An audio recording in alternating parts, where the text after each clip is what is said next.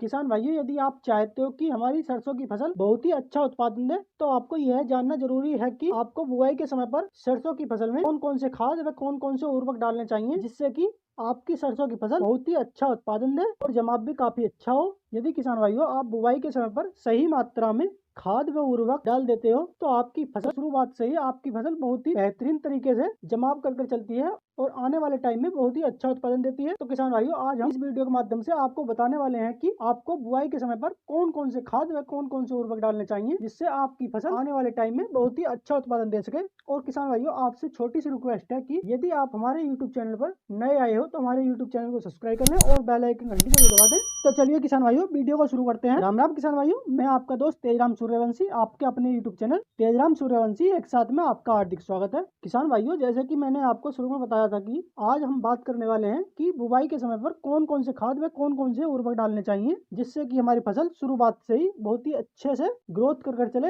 और बहुत ही अच्छा उत्पादन दे आने वाले टाइम में। तो किसान भाइयों, हम आपको बता दें कि सबसे पहले आपको ध्यान रखना है कि यदि आप सरसों की बुवाई कर रहे हो तो आपका खेत समतल होना चाहिए। ऐसा ना हो कि कहीं पे ऊंचा हो कहीं पे नीचा हो। ऊंचे नीचे खेत से किसान भाइयों ऐसा होता है कि कहीं पे पानी ज्यादा भर जाता है और कहीं पे पानी कम रह जाता है। तो इससे किसान भाइयों हमारी फसल में पैदावार में काफी मात्रा में कमी देखने को मिलती है। दूसरे नंबर पर किसान भाइयों आपको ध्यान देना है कि आपको सरसों की बुआई से पहले 2 गहरी जुताई करवानी है। आप हैरो से इसकी जुताई करवा सकते हो या आप टेलर से इसकी जुताई करवा सकते हो। 2 गहरी जुताई करवा दें। उसके बाद आपको एक रूटरवेटर से जुताई करवानी है।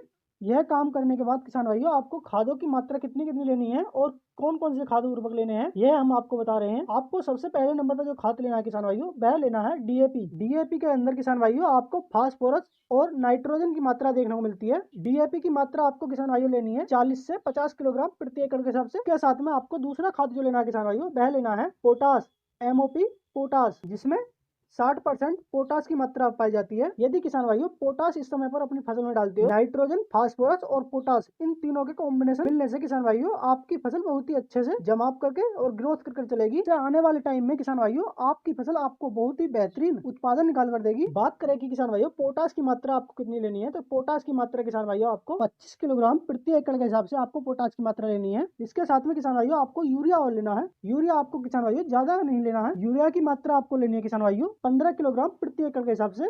15 किलोग्राम यूरिया आपके 1 एकड़ के लिए काफी मात्रा हो जाती है। यह बहुत ही सही मात्रा है 15 किलोग्राम। आप 15 किलोग्राम एकड़ के हिसाब से ही यूरिया की मात्रा लें, इससे अधिक ना लें। आपको इसी के साथ में किसान भाइयों चौथे नंबर पर जो लेना है वह लेना है आपको एक कीटनाशक। कीटनाशक आप ले सकते हो किसान भाइयों, रिजेंट को ले सकते हो या आप कार्टेप हाइड्रोक्लोराइड को ले सकते हो।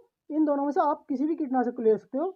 यदि आप रिजेंट को लेते हो तो रिजेंट की मात्रा आपको लेनी है 5 से 7 किलोग्राम प्रति एकड़ के हिसाब से। यदि आप रिजेंट को नहीं लेते हो तो आप कार्टेप हाइड्रोक्लोराइड को ले सकते हो। कार्टेप हाइड्रोक्लोराइड की मात्रा आपको लेनी है 5 किलोग्राम प्रति एकड़ के हिसाब से। यदि आप किसान भाइयों शुरुआत में ये दानेदार कीटनाशक डाल देते हो अपनी फसल में, तो आपकी फसल में कीटों का अटैक बहुत ही कम होता है और आपकी फसल अच्छे से ग्रोथ कर चलती है और आपकी फसल में कोई भी रोग की समस्या नहीं देखने को मिलती है। और इसी के साथ में आपको किसान भाइयों 5वें नंबर पर एक खाद और लेना है। वह आपको लेना है 2 किलोग्राम सल्फर प्रति एकड़ के हिसाब से। किसान भाइयों सल्फर भी हमारी सरसों की फसल के लिए काफी जरूरी होता है। यदि आप किसान भाइयों सल्फर डालते हो बुवाई के समय पर, तो आपकी फसल में फंगस व गलन जैसी समस्या आपको नहीं देखने को मिलेगी और आपकी सरसों की फसल में तेल की मात्रा काफी मात्रा में बढ़ जाएगी। तो किसान भाइयों हमने आपको बिल्कुल सही और सटीक जानकारी दी है। यदि किसान भाइयों आपको जानकारी अच्छी लगी हो तो वीडियो को लाइक करें और चैनल को सब्सक्राइब करें और अन्य किसान भाइयों के पास भी इस वीडियो को ज्यादा से ज्यादा शेयर करें, ताकि उन किसान भाइयों को भी इसके बारे में जानकारी मिल सके और वह किसान भाई भी इसका फायदा ले सके। किसान भाइयों तो चलिए फिर मिलते हैं किसी नई जानकारी के साथ।